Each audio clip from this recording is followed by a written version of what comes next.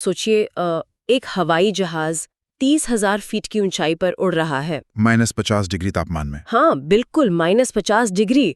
और हवा का दबाव उस जहाज के पंखों पर इतना ज्यादा है जो किसी भी आम धातु को मिनटों में मोड़ कर रखते। सही बात है। हवा का हर झोंका पंखों को ऊपर नीचे धकेलता है। और इंजन्स लगातार वाइब्रेट कर रहे हैं, पर फिर भी वो जहाज नहीं टूटता। लोग आराम से अपनी सीट पर बैठे कॉफी पी रहे होते हैं। तो ऐसा आखिर क्यों होता है? क्योंकि फिजिकली फैक्ट्री में बनने से सालों पहले उसे कंप्यूटर स्क्रीन पर हजारों बार तोड़ा जा चुका होता है। एग्जैक्टली। तो आज इस गहन विश्लेषण में हम इंजीनियरिंग की इस अदृश्य दुनिया का दरवाजा खोलने वाले हैं। हमारे पास एक बेहद रोचक टेक्निकल गाइड के अंश है जिसका नाम है mastering the fundamentals of ADINA finite element analysis, जिसे इंजीनियरिंग की भाषा में शॉर्ट में FEA कहा जाता है। हाँ FEA।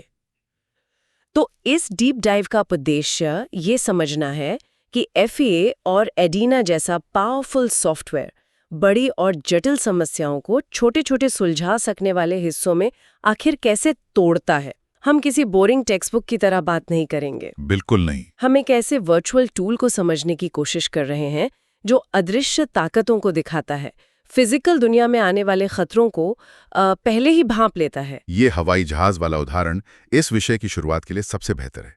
इस अदृश्य दुनिया को समझने के लिए पहले उस बुनियादी तकनीक को समझना होगा जिसे फाइनाइट एलिमेंट एनालिसिस यानी FEA कहते हैं, जो कि सुनने में थोड़ा टेक्निकल लगता है। थोड़ा सा है। असल में इंजीनियरिंग की दुनिया में जब किसी कॉम्प्लेक्स स्ट्रक्चर का सीधा मैथमेटिकल सोल्यूशन निकालना लगभग असंभव हो जाता है, तब हम FEA का इस्तेमाल करते हैं। मतलब हम इक्वेशंस वगैरह की बात कर रहे हैं। हाँ, ये एक ऐसी न्यूमेरिकल मेथड है जो डिफरेंशियल इक्वेशंस का यूज करके किसी भी स्ट्रक्चर के बिहेवियर की भविष्यवाणी करती है। आसान शब्दों में कहें तो एक नया इंजन या पुल बनाकर उसको तोड़कर टेस्ट करने में बरसों का समय और अरबों रुपए लग जाएंगे। तो उसके बजाय हम वर्चुअल एनवायरनमेंट में टेस्ट करते हैं, है ना? एकदम ठीक। हम वर्चुअल एनवायरनमेंट में उस मॉडल को बनाते हैं और उसकी कमजोरियों का पता लगाते हैं।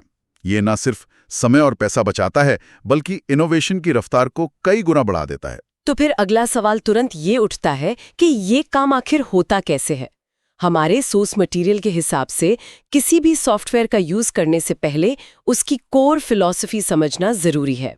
और वो फिलॉसफी है बड़ी समस्याओं को छोटे टुकड़ों में तोड़ना, जिसे टेक्निकल भाषा में मेश जनरेशन कहते हैं। हाँ, मेश जनरेशन। ऐसे में ऐसे सोच रही थी कि जैसे एक बड़ी सख्त चॉकलेट बार होती है ना। Chocolate bar. हाँ, मतलब जब तक वो एक बड़ा ठोस ब्लॉक है, उसे तोड़ना या अंदाजा लगाना मुश्किल है कि वो कहाँ से टूटेगी। पर आपने देखा होगा चॉकलेट बार्स में छोटे बाइट साइज्ड स्क्वायर्स के निशान बने होते हैं, जिनकी वजह से उसे हैंडल करना आसान हो जाता है। राइट, उन ग्रिड्स की वजह से। तो मैश जनरेशन भी वही करता है। ये एक विशालकार के शैसी या पुल को हजारों या लाखों छोटे 3D ब्लॉक्स में बांट देता है। ये चॉकलेट बार वाला उदाहरण इस प्रोसेस को बखूबी दर्शाता है। एक बड़े स्ट्रक्चर का विश्लेषण एक ही बार में करना किसी भी कंप्यूटर के लिए नामुमकिन है। इसलिए उस पूरे स्ट्रक्चर को फाइनाइट यानी सीमित एलिमेंट्स में डिवाइड कर दिया जाता है। और हर एलिमेंट दूसरे से जुड़ा होता है। हाँ, हर एक एलिमेंट की अपनी एक बाउंड्री होती है और वो दूसरे एलिमेंट से छोटे कनेक्शन पॉइंट्स के जरिए जुड़ा होता है, जिन्हें नोड्स कहते हैं। पर कहानियां खत्म नहीं होती। वेट, यहाँ मुझे एक पुशबैक देना है, क्योंकि सुनने में तो ये आसान लगता है कि बड़ी प्रॉब्लम को लाखों हिस्सों में तोड़ दिया। पर प्रैक्टिकली सोचिए, क्या एक पूरे सिस्टम को ऐसे हजारों टुकड़ों में तोड़ने से कैलकुलेशन इतनी जटिल नहीं हो जाएगी कि सिस्टम खुद हैंग हो जाए? ये डर बहुत स्वाभाविक है। मेरा मतलब है, एक प्रॉब्लम को सॉल्व करने के बजाय अब हमारे पास 1 लाख छोटी प्रॉब्लम्स हैं, वो सब आपस में जुड़ी हैं, उलझन बढ़ नहीं जाएगी? यही तो वो जगह है जहां मैथमेटिक्स का असली जादू शुरू होता है। इंसान उन लाखों इक्वेशंस को खुद सॉल्व नहीं कर रहा है। जब स्ट्रक्चर टूट जाता है तो हर एक अकेले एलिमेंट का आकार और प्रॉपर्टी बहुत सिंपल हो जाती है। तो मतलब कंप्यूटर उन छोटे हिस्सों का अलग से हिसाब लगाता है? बिल्कुल। सॉफ्टवेयर इन जटिल डिफरेंशियल इक्वेशंस को हर एक छोटे एलिमेंट के लिए अलग से सेट करता है। फिर कंप्यूटर अपनी ताकत का इस्तेमाल करके इन सभी छोटे सॉल्यूशंस को एक साथ जोड़ता है। इसे मैट्रिक्स असेंबली कहा जाता है। ओह अच्छा, तो मैट्रिक्स असेंबली एक तरह से एक विशाल 3D जिगसॉ पजल को जोड़ने जैसा हुआ, जिक्सॉ पजल का हर एक टुकड़ा यानी हमारा एलिमेंट अपने आसपास के टुकड़ों के साथ ठीक से फिट होना चाहिए। सही समझे। अगर एक टुकड़े पर टेंशन या खिंचाव पड़ रहा है तो वो अपने पड़ोसी को भी उसी ताकत से खींचेगा, है ना। हर नोड पर फोर्सेस का बैलेंस होना जरूरी है। सच में ये तो दिमाग चकरा देने वाली कैलकुलेशन है ना। और इसी कैलकुलेशन को रियलिटी के करीब लाने के लिए हम बाउंड्री कंडीशंस और लोड्स का सहारा लेते हैं। बिना इनके वो जिक्सॉ पजल सिर्फ हवा में तैरते हुए एक खिलौने जैसा है। बाउंड्री कंडीशंस मतलब? बाउंड्री कंडीशंस मॉडल को बताती हैं कि कौन सा हिस्सा अपनी जगह से हिल नहीं सकता, और लोड्स वो ताकतें हैं जो हम उस पे लगाते हैं, जैसे हवा का दबाव या भूकंप। हाँ, समझ गए। मतलब अगर हम बाउंड्री कंडीशन सेट नहीं करेंगे तो कंप्यूटर के लिए वो 100 मंजिला बिल्डिंग जमीन पर है ही नहीं, वो स्पेस में तैर रही है। एकदम ठीक। अगर आप उस पे हवा का लोड डालेंगे तो बिल्डिंग झुकेगी नहीं, सीधे हवा में उड़ती चली जाएगी। बाउंड्री कंडीशंस उसे रियलिटी के साथ एंकर करती हैं। तो यहाँ से हम एक कदम और आगे बढ़ते हैं। गाइड बताती है कि जब समस्याएं आम ना होकर बेहद जटिल हो जाती हैं, तब एडीना जैसा सॉफ्टवेयर पिक्चर में आता है। हाँ, एडीना। इसका पूरा नाम ही है automatic dynamic incremental non linear analysis. इसका नाम इसकी ताकत दर्शाता है, खासकर इसकी नॉन लीनियर कैपेबिलिटीज, क्योंकि दुनिया आमतौर पर लीनियर नहीं होती। तो अगर इस लीनियर और नॉन लीनियर के फर्क को समझें तो ये एक रबर बैंड की तरह हुआ। एक लिमिट तक रबर बैंड को खींचो और छोड़ दो तो वो वापस अपने आकार में आ जाता है। ये लीनियर बिहेवियर हुआ, इसका हिसाब आसान है। लेकिन अगर किसी रबर बैंड को इतना खींच दिया जाए कि वो सफ़ेद पड़ने लगे या उसका आकार हमेशा के लिए बदल जाए या टूटने वाला हो, तो वो नॉन लीनियर हो गया, है ना। बिल्कुल। और एडीना इस चीज को हैंडल करने में मास्टर है, जिसे हाइपर इलास्टिसिटी या प्लास्टिसिटी कहा जाता है। पर यहाँ एक सवाल और पैदा होता है। गाइड में मल्टीफिजिक्स और फ्लूइड स्ट्रक्चर इंटरैक्शन यानी FSI का बड़ा जिक्र है। क्या सच में आम इंजीनियरिंग में इतनी एडवांस कैपेबिलिटीज की जरूरत पड़ती है या ये बस फैंसी फीचर्स हैं? ये बिल्कुल भी फैंसी नहीं है। असल में अरबों डॉलर के प्रोजेक्ट्स और इंसानी जान इन्हीं पर टिकी हैं। जैसा मैंने कहा, दुनिया लीनियर नहीं है। चलिए वापस उसी हवाई जहाज पर चलते हैं। ओके। पंखों पर हवा का दबाव पड़ता है। हवा एक फ्लूइड है और पंख एक सॉलिड स्ट्रक्चर। जब हवा पंख पर टकराती है तो पंख थोड़ा सा मुड़ जाता है। और पंख मुड़ने से हवा का रास्ता भी तो बदलेगा ना? सही पकड़ा। जैसे ही पंख मुड़ता है, आसपास हवा के बहने का तरीका और रास्ता बदल जाता है। रास्ता बदलने से दबाव फिर से बदल जाता है, जो पंख को नई दिशा में मोड़ता है। ये एक कंटिन्यूअस फीडबैक लूप है। बाप रे! इसे ही फ्लूइड स्ट्रक्चर इंटरैक्शन कहते हैं। अगर इसे ठीक से सिम्युलेट ना किया जाए तो जहाज हवा में ही वाइब्रेशंस का शिकार होकर टूट सकता है। इतिहास में पुराने डिजाइन्स के साथ ऐसा हो चुका है। ये लूप वाला कॉन्सेप्ट तो वाकई खतरनाक है। और जहां तक मैं सोच रही हूँ, गाइड में बायोमैकेनिक्स का भी जिक्र है, तो यही नियम हमारे शरीर के अंदर भी तो लगता होगा। बिल्कुल लगता है। जैसे हमारा बिल एक पंप है। हाँ। और नसें फ्लेक्सिबल पाइप है। रक्त जो कि फ्लूइड है, जब वो नस की दीवार पर टकराता है तो नस फूलती है। हाँ। और नस के फूलने से प्रेशर बदल जाता है। अगर किसी इंजीनियर को आर्टिफिशियल हार्ट वाल्व बनाना हो तो वो किसी आम सॉफ्टवेयर से अप्रोक्सीमेशन नहीं कर सकता। वहाँ एक्यूरेट कैलकुलेशन ही किसी मरीज की जान बचा सकती है। और यही वजह है कि एडीना जैसा रोबस्ट सॉल्वर जरूरी होता है। इस सॉफ्टवेयर का लर्निंग कर्व भले ही स्टीप हो, यानी इसे सीखना थोड़ा कठिन हो, पर जहाँ एक्यूरेसी सब कुछ हो, वहाँ हम अंदाजे पर नहीं रह सकते। इन जटिल इक्वेशंस के लिए मैथमेटिकल एल्गोरिथम का बेहद मजबूत होना जरूरी है। तो चलिए थ्योरी से निकलकर थोड़ा प्रैक्टिस पर आते हैं। इतने पावरफुल टूल की बात सुनकर किसी नए यूजर को डर लग सकता है, पर सोर्स मटेरियल इस डर को दूर करने के लिए एक अप्रोच देता है।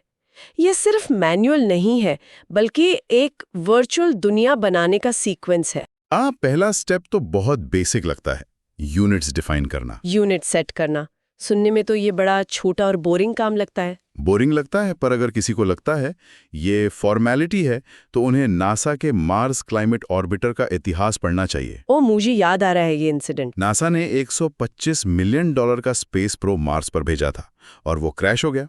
क्यों? क्योंकि एक टीम ने मेट्रिक यूनिट्स यानी न्यूटन्स में कैलकुलेशन की थी और दूसरी टीम ने इंग्लिश यूनिट्स पाउंड फोर्स में डेटा एंटर कर दिया। आउच! सॉफ्टवेयर ने मैथमेटिकली सब सही किया, पर फिजिक्स के हिसाब से सब गलत हो गया और ऑर्बिटर जलकर राख हो गया। ये तो सच में बड़ा झटका था सीखने के लिए। इसलिए रूल्स ठीक से सेट करना जरूरी है। फिर गाइड कहती है कि सबसे पहले एक सिंपल मॉडल बनाकर देखना चाहिए, जैसे कैंटिलीवर बीम। हाँ, कैंटिलीवर बीम एक बहुत अच्छी शुरुआत है। अगर मैं इसे विजुअलाइज करूं तो एक स्विमिंग पूल के डाइविंग बोर्ड जैसा ना, बोर्ड का एक सिरा कंक्रीट में फिक्स्ड है। ये हुई हमारी बाउंड्री कंडीशन, और दूसरे एंड पर एक भारी इंसान कूदने के लिए खड़ा है। ये हो गया हमारा लोड। बिल्कुल सही एनालॉजी है। तो इंजीनियर एसेंशियली पूछ रहा है कि जब एक 150 किलो का इंसान उस बोर्ड के आखिरी हिस्से पर कूदेगा तो उस फिक्स पॉइंट पर क्या होगा? और उस एग्जैक्ट पॉइंट को स्ट्रेस कॉन्सेंट्रेशन पॉइंट कहते हैं। जब इंजीनियर पैरामीटर डालकर रन बटन दबाता है तो बैकग्राउंड में मैट्रिक्स कैलकुलेशन शुरू हो जाती हैं। लेकिन इसके बाद जो स्टेज आती है, जिसे पोस्ट प्रोसेसिंग कहते हैं, वो सबसे नाजुक हिस्सा है। कंप्यूटर की दुनिया में कहते हैं ना, गार्बेज इन गार्बेज आउट। मतलब कचरा डालोगे तो कचरा ही बाहर आएगा। सॉफ्टवेयर आपसे बहस तो करेगा नहीं। अगर मैं गलती से डाइविंग बोर्ड वाले उदाहरण में 150 की जगह 1.5 लाख किलो डाल दूं, तो पोस्ट प्रोसेसिंग में वो खुशी खुशी दिखाएगा कि डाइविंग बोर्ड 10 मीटर नीचे झुक गया है। वही ना, अगर कोई सिर्फ स्क्रीन पर रंगीन ग्राफ्स देखकर खुश हो जाए और फिजिकली ना सोचे कि बोर्ड ऐसे जमीन फाड़कर नीचे नहीं जा सकता, तो तबाही पक्की है। रंगीन प्लॉट्स आकर्षक होते हैं, पर उनका हर रंग एक स्पेसिफिक स्ट्रेस वैल्यू बताता है। सॉफ्टवेयर पावरफुल है, पर इंसानी दिमाग की जगह नहीं ले सकता। अगर लाल रंग का मतलब है कि टूटने की क्षमता पार हो चुकी है, तो रियलिटी में वो स्ट्रक्चर वहीं फेल हो जाएगा। राइट। आउटपुट विंडो में एरर्स पढ़ना और नतीजों की फिजिकल रियलिटी से तुलना करना ही असली इंजीनियर की पहचान है। जिसका सीधा मतलब ये हुआ कि इंट्यूशन होना सबसे ज़रूरी है। पहले से दिमाग में अंदाज़ा होना चाहिए कि नतीजा कैसा दिखेगा, और गाइड का आखिरी हिस्सा भी यही कहता है, सफलता के नियम के बारे में। हाँ, द ह्यूमन एलिमेंट। गाइड कहती है इंट्यूशन पहले दिन नहीं मिलता, हमेशा सिंपल मॉडल से शुरुआत करें। पर उसके बाद एक टिप है जो मुझे बहुत इंटरेस्टिंग लगी, एक्सपेरिमेंटेशन यानी मैश रिफाइनमेंट के साथ प्रयोग करना। मैं इसके बारे में पूछने ही वाली थी, इसका मतलब क्या है? मैश रिफाइनमेंट का मतलब है उसी वर्चुअल स्ट्रक्चर को और भी ज्यादा और छोटे टुकड़ों में तोड़ना, जैसे उसी चॉकलेट बार को और बारीक तोड़कर देखना। अच्छा। जब बिगिनर 100 एलिमेंट्स की जगह उसी मॉडल में 1000 एलिमेंट्स बनाकर एनालिसिस रन करता है, तो वो देखता है कि नतीजे और सटीक हो गए, पर टाइम ज्यादा लगा। इसे कन्वर्जेंस स्टडी कहते हैं। ओह, तो उन्हें समझ आता है कि एक्यूरेसी और कंप्यूटिंग टाइम में बैलेंस कैसे बनाया जाए। बिल्कुल, और यही प्रयोग इंजीनियरिंग इंट्यूशन का आधार बनते हैं। अरे, डाउट अभी भी है। अगर कोई बिगिनर बस एक सिंपल डाइविंग बोर्ड बना रहा है, तो वो अचानक कार क्रैश या उड़ते हवाई जहाज का एनालिसिस करने का आत्मविश्वास कैसे पाएगा? ये फासला तो बहुत बड़ा है। देखिए, कोई भी जटिल सिस्टम आखिरकार हजारों आसान पार्ट्स का ही जमाव होता है। कार क्रैश का एनालिसिस एक दिन में नहीं होता। मतलब स्टेप बाय स्टेप जाना पड़ता है। जब इंजीनियर को एक मेटल बंपर के मुड़ने का बिहेवियर समझ आने लगता है, तो वो पार्ट्स को आपस में जोड़ने लगता है। इंट्यूशन धीरे धीरे बनता है, और इसमें एडिना की कम्युनिटी का बड़ा योगदान है। दुनिया भर के इंजीनियर्स फोरम्स पर अपने अनुभव शेयर करते हैं। मतलब हेल्प मिल जाती है इजीली। इस स्टीप लर्निंग कर्व को पार करने का शॉर्टकट नहीं है, पर स्टेप बाय स्टेप अप्रोच से ये संभव जरूर है। वाकई हर बड़ी इमारत की नींव एक छोटे ईंट से ही रखी जाती है। तो अगर हम इस विश्लेषण को समेटें, तो FEA और एडिना जैसे टूल्स सिर्फ सॉफ्टवेयर प्रोग्राम्स नहीं हैं। ये असल में इंजीनियर्स के लिए एक टाइम मशीन की तरह है ना? टाइम मशीन कहना बिल्कुल ठीक रहेगा। इस पुल पर हम चलते हैं या गाड़ी चलाते हैं, उसकी सुरक्षा फिजिकली बनने से महीनों पहले एक स्क्रीन पर वर्चुअल ग्राफिक्स विंडो में असंख्य इक्वेशन से तय हो चुकी होती है, ताकि गलतियां वर्चुअल दुनिया में हो जाएं और हम रियलिटी में सुरक्षित रहें। सही कहा। तो इस चर्चा को समाप्त करते हुए एक ऐसी संभावना पर विचार करते हैं जो सच में दिमाग को हिला सकती है। हमने बायोमैकेनिक्स और फ्लूइड स्ट्रक्चर इंटरैक्शन की बात की थी। हाँ, की थी। अगर एडिना हाइपर इलास्टिक मटेरियल्स जैसे इंसानी मांसपेशियां और फ्लूइड्स जैसे नालियों में बहता रक्त इनका इतना सटीक सिमुलेशन कर सकता है, तो आगे क्या होने वाला है? क्या भविष्य में हम इंसानी अंगों के परफेक्ट डिजिटल ट्विन्स बना पाएंगे? ये बहुत ही फैसिनेटिंग विचार है। सोचिए, एक वर्चुअल धड़कता हुआ दिल, एक ऐसी दुनिया जहां कोई सर्जन छाती खोलने से पहले, स्कैल्पल्स उठाने से पहले अपनी कॉम्प्लेक्स सर्जरी के हर एक कट को उस वर्चुअल मॉडल पर एडिना में टेस्ट कर सके, ये देख ले कि नस मोड़ने से ब्लड प्रेशर पर क्या असर पड़ेगा। ये सच में मेडिसिन और इंजीनियरिंग का अल्टीमेट मिलन होगा। रोंगटे खड़े हो जाते हैं सोचकर। ये सिर्फ इंजीनियरिंग नहीं है, ये सदियों से चली आ रही साइंस फिक्शन का हकीकत में बदलना है। एक ऐसी संभावना जो दुनिया को देखने का नजरिया ही बदल दे। तो इस विचार उत्तेजक मुद्दे के साथ हम इस डीप डाइव को यहीं विराम देते हैं। सोचते रहिए और इस अदृश्य इंजीनियरिंग के जादू को महसूस करते रहिए।